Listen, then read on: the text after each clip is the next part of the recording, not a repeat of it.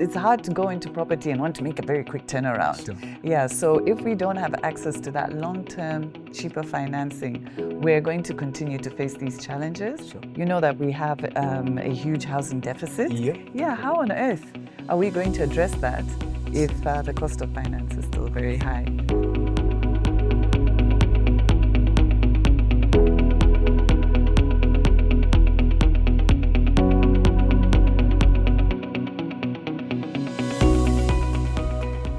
Now that we have discussed the state of the real estate market, we've actually tackled the challenges that are actually impeding the growth of the real estate market.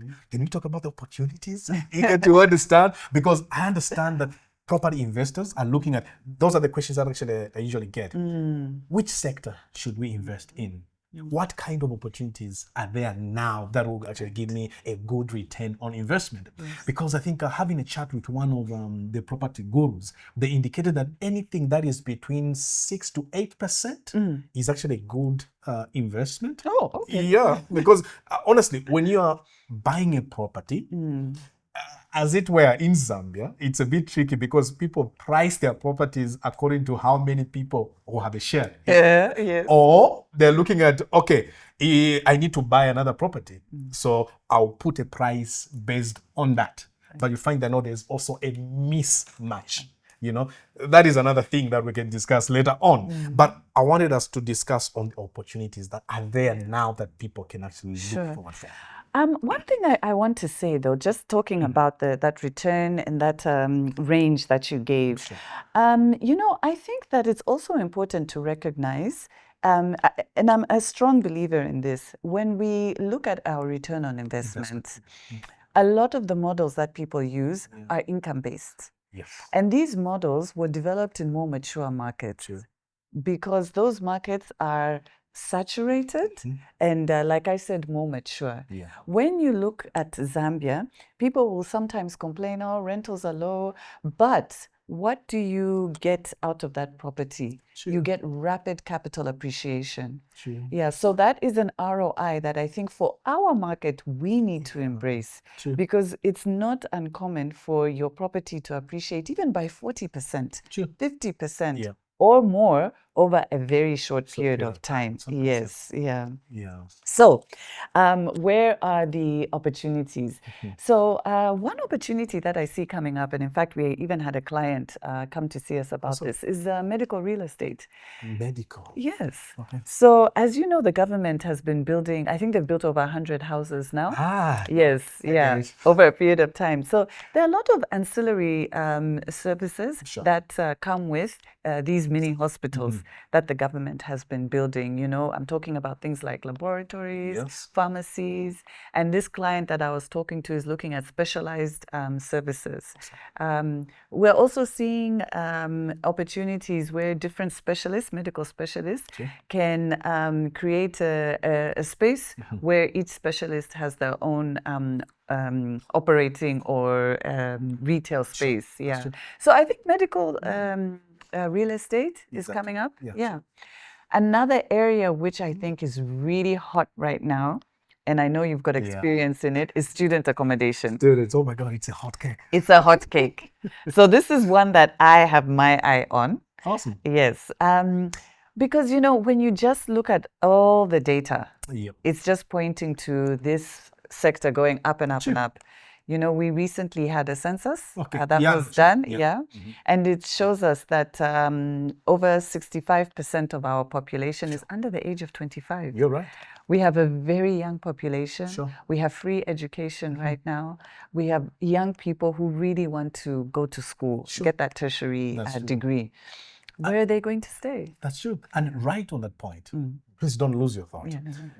We are seeing an influx of students from different nations. Zimbabwe, Botswana, Namibia. They actually come in Zambia to do their education. But when they come, definitely they need proper facilities. Absolutely. Because no one wants to send their child to a foreign country and they're staying in some ramshackle. Don't you? So student accommodation, I think, is a big sector. And I see so much opportunity there. Let's have a discussion on that. Okay.